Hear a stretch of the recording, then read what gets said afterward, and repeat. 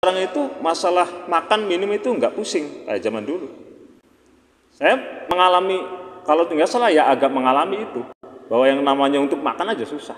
Nggak ada, pengennya menjadi wong sugih, tetapi kondisi yang menciptakan kami untuk ikut serta membangun keagamaan ini, kondisi lingkungan kami, sehingga sekayu-kayu nang wadang, sebisa-bisa itu terjadi.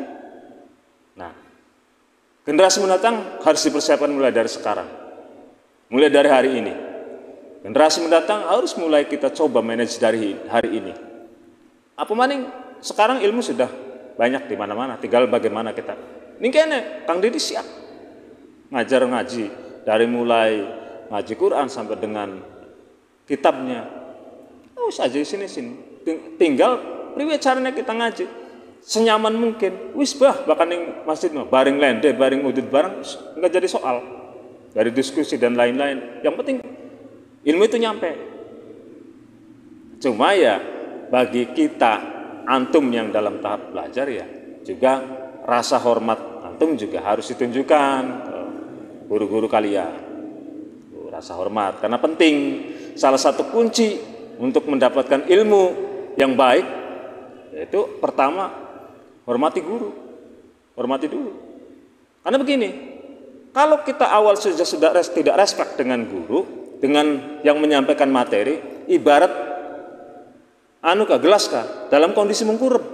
Jadi ketika ilmu mancingnya tumpah, seluruh lima mancing belaratan.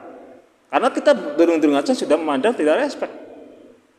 Tetapi ketika kita coba posisi gelasnya dengak makanya, ketika air datang itu ya ditampung. Kan seperti itu. Nah, itu juga sama bagian daripada bagaimana cara kita untuk mentransfer ilmu, baik kita sebagai murid ataupun guru. Dan guru juga jangan mentang-mentang cereh penuh, dikerucukakan sekarang pedok singkaduan. Ya belaratan bagian kini nada iki. Nah, itu ada caranya dan itu kita sama-sama coba belajar. Sama-sama coba belajar. Nah, saya dulu waktu sering ngajar memang sering sekali uji coba. Ternyata bocah nakal sebetulnya bukan potensi nakal, tetapi kenakalan dia yang tidak tersalurkan, pemikiran dia yang enggak tersalurkan. Nah, maka dari itu kalau kita stigmanya misalnya murid ini nakal, maka kita pun akan menyampaikan radakan emosi. Dulu saya sempat begitu. Setelah saya bergaul, oh ternyata nakal itu juga sebetulnya ada pemikiran yang tidak tersalurkan. Anak pemikiran sing disalurkan. Nah, dalam hal ini kajian ini kita coba diskusi ngobrol bareng belajar. Ada kita dadak belajar. Dadak apa ya referensi kitabnya? Kebetulan kitabnya coba inilah kita kaji. Pada dadak belajar. Dadak mutolaah. Luru-luru kitabnya ada. Atau sekarang kan banyak di Mbah Google dan lain-lain. Itu banyak sekali cara kita untuk belajar. Guru penting. Saya kira guru itu penting. Sebab biasanya kalau tidak ada mentor, teori itu gampang. Kita seringkali ndeleng sepak bola, teori mana. Ternyata kalau tidak didampingi nggak bisa. Karena prakteknya memang mesti dijaga. Mesti ada yang mengingatkan. Terkadang kita kalau terlalu pede dengan materi apa yang kita pelajari itu benar, kadang-kadang kita telan, itu adalah sebuah kebenaran. Barangan udah umacaya kita bingung siji misalnya. Bakal guru mah biasanya dia melihat referensi sing ana.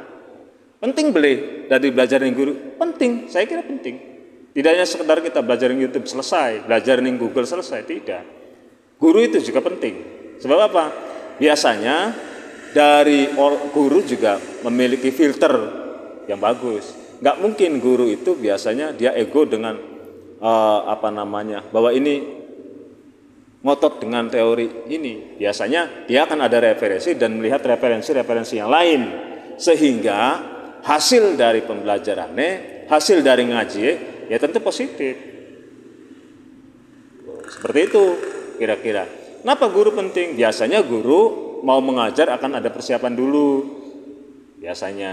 Nah, jadi ini yang akan disampaikan, ini akan disampaikan. Nah, kalau kita belajar misalnya murni dari YouTube, dari Google, dari sebagainya, kemudian kadang-kadang kita agak sesat berpikir. Karena kebetulan yang kita baca ini versi ini, kemudian ada versi lain, terus saling nyalakan. Jeger, tukaran lah. Nah, maksud saya, mengapa ini penting sebagai referensi kanggo untuk kita semua dalam terus secara estafet agama Islam ini terus disiarkan ya. Memang perlu majelis ilmu itu perlu kesinambungan, perlu mata rantai sehingga orang putus. Perlu juga ngajak-ngajak, perlu iklan bila perlu, diiklanakan bila perlu, supaya orang lain juga tertarik. Jadi Islam itu tidak sesuatu yang berat. Ketika kita sering ngajak sesuatu, sering buka materi dan lain sebagainya. Terus terang saja dulu banyak stigma, kita mau durung siap, yang durung tua, masih nom, masih karepa dewek. Nah ini, karena melihat memandang Islam itu berat, kudu sembahyang dan lain-lain. Tidak sebetulnya. Dari sesuatu yang sederhana aja dulu. Sing gampang-gampang bedingin sing ringan. Bukatan anu kah? Wis wong tua misalnya kah, wong tuane sira masih dau kiyenge maghrib bae. Ya ora usah. Tinggal malam bisa mah suki kiye obakanu ya diolo. Begitupun kepada adik kita misalnya, kepada anak kita.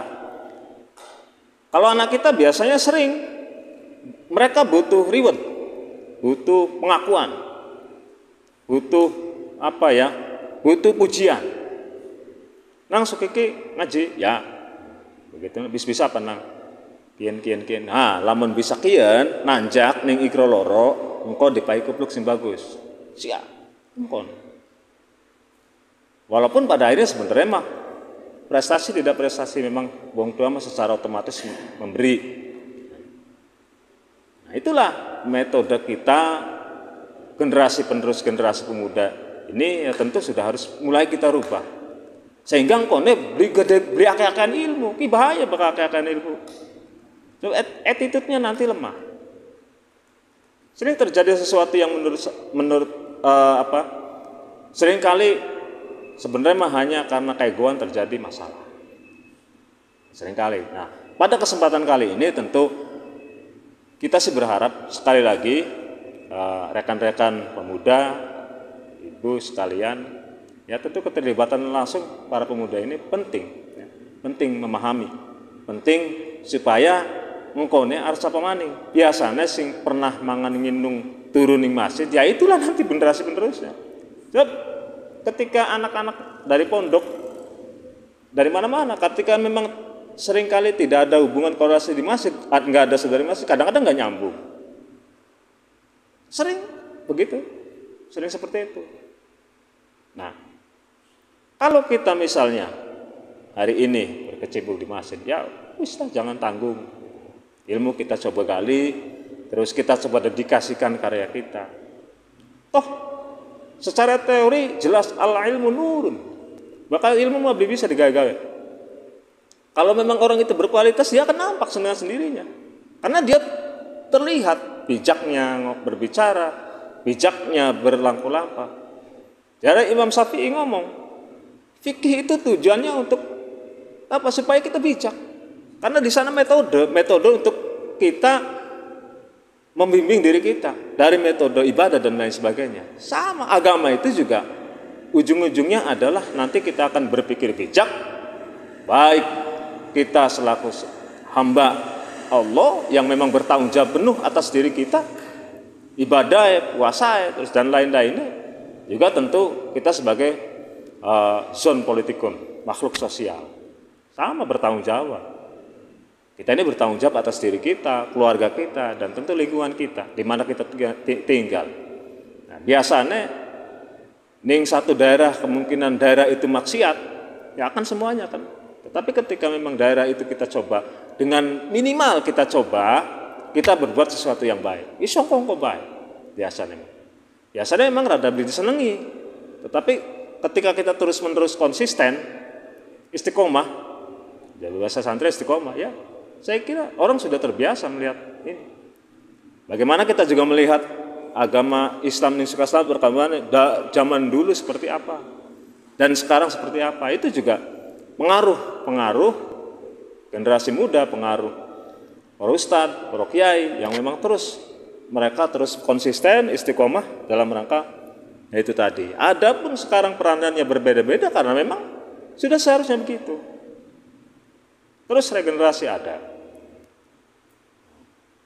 Jadi sekali lagi, mari kita tumbuhkan rasa tanggung jawab itu, terutama pada diri kita sendiri, karena setiap kita ini punya tanggung jawab pada diri kita. Ya.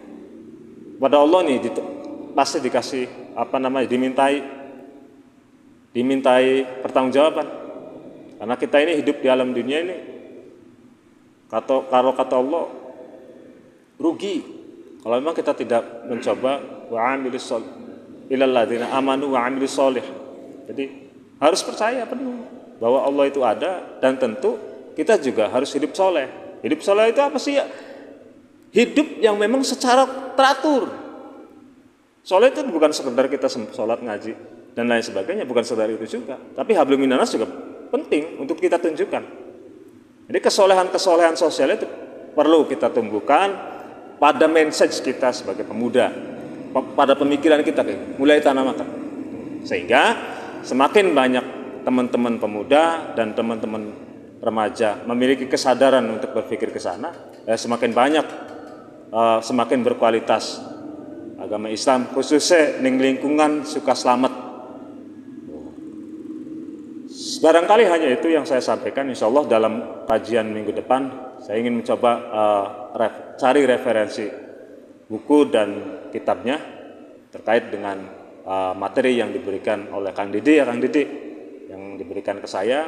Nah, ini sebagai mukadimah awal, mudah-mudahan kita selalu berkesinambungan, dan tentu harapan saya ya teman-teman pemuda ini terlibat aktif dalam kegiatan ini supaya sebagai generasi penerus terus. Supaya nanti tahun-tahun ke depan di mimbar khotib sudah ada baju baru dan seterusnya. Wallahul muwaffiq ila aqwamit thoriq wal afu minkum. Wassalamualaikum warahmatullahi wabarakatuh.